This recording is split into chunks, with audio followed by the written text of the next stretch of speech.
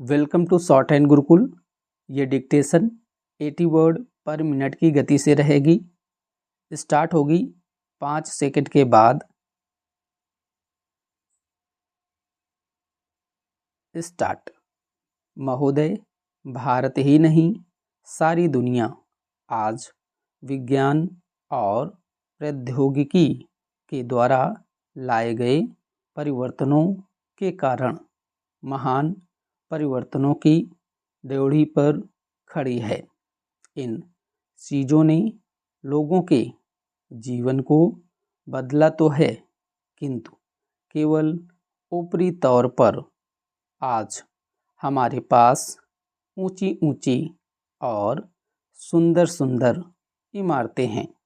खेतीबाड़ी के कुछ आधुनिक तरीके भी हमें मालूम हैं, लेकिन आज हमें एक नए प्रकार के मानव की आवश्यकता है।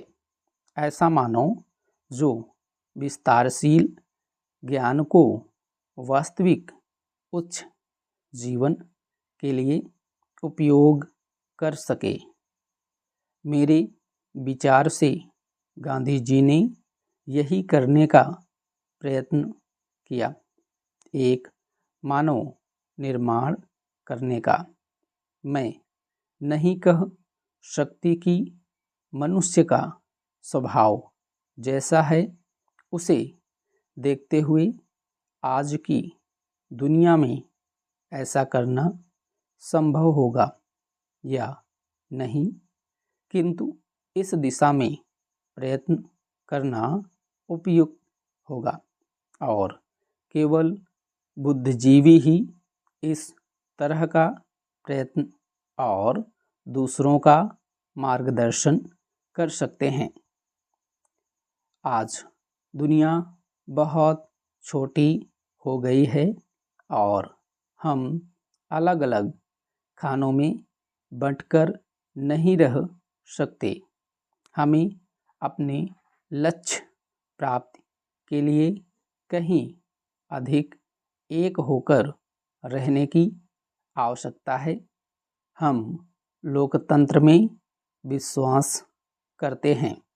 एक तो संसदीय प्रणाली की सरकार के अर्थ में, दूसरे उस तरीके में जिस तरीके से हम अपनी पार्टी में और अन्यत्र काम करते हैं। पर लोकतंत्र रूपी हमारा ताज़ा पानी कभी कभी जातवाद, सांप्रदायिकता और सामाजिक रीति रिवाजों इत्यादि के सड़ते गड्ढों में बंद हो जाता है।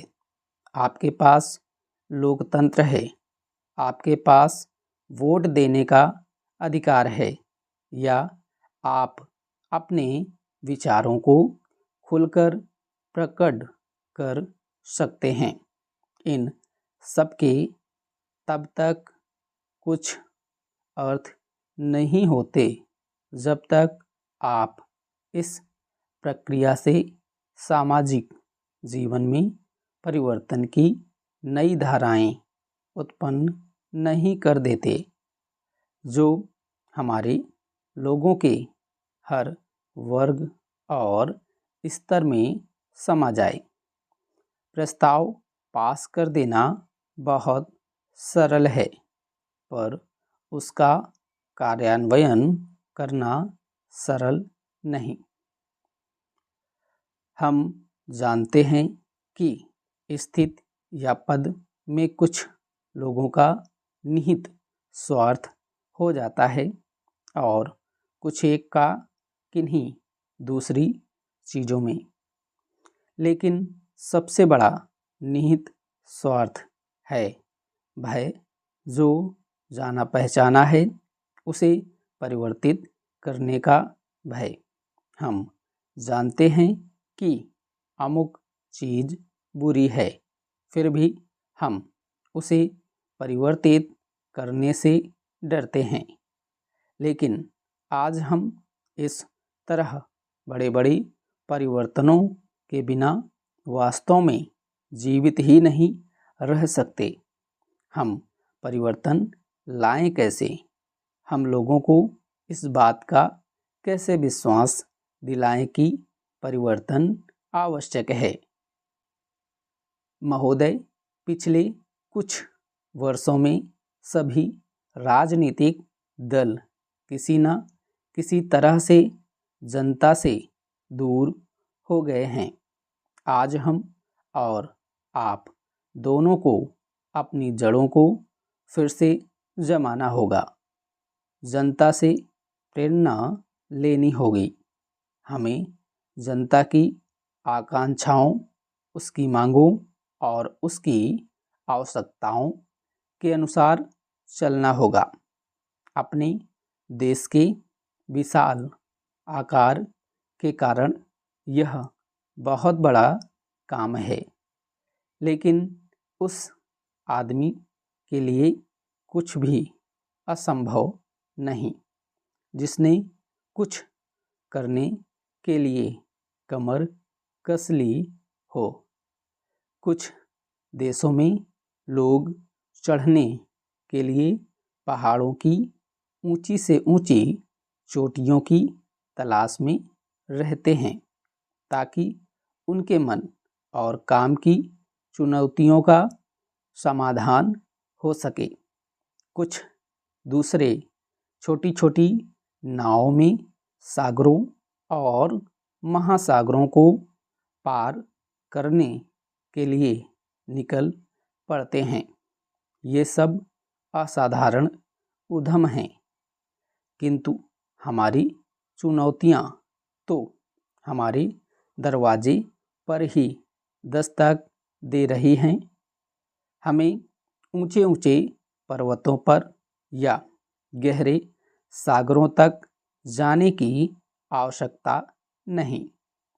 हमारे हर गांव में गरीबी है और घर घर में जात पात है।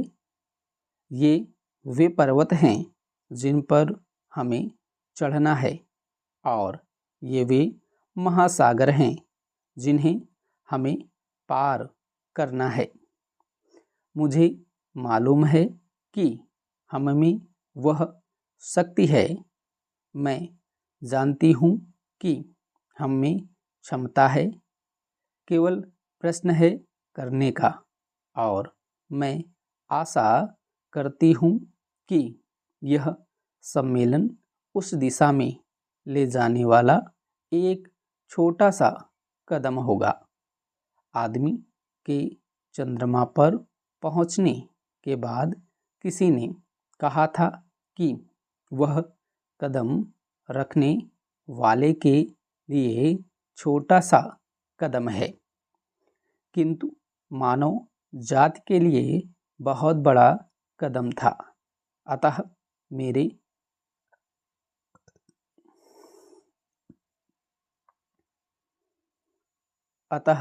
मेरे विचार से आप कह सकते हैं कि आपके लिए यह छोटा कदम होगा, लेकिन यदि आप सफल हुए तो भारत के लिए यह महान कदम होगा।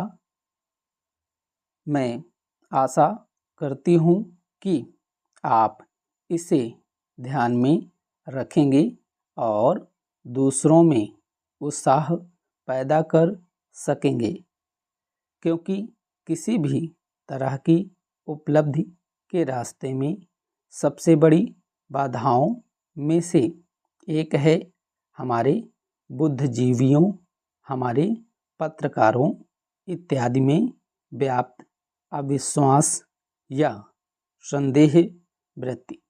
इस बाधा को हटाना होगा। हमें अपने उत्साह को पुनः स्थापित करना होगा और उससे उत्पन्न होगा वह साहस, धैर्य और संकल्प शक्ति जो उन बहुत सी चीज़ों को प्राप्त करने के लिए आवश्यक है जो हमें प्राप्त करनी ही चाहिए। जब कभी राजनीतिक जीवन और बौद्धिक जीवन में निकट का संबंध रहा है तो दोनों को लाभ पहुंचा है। स्टॉप।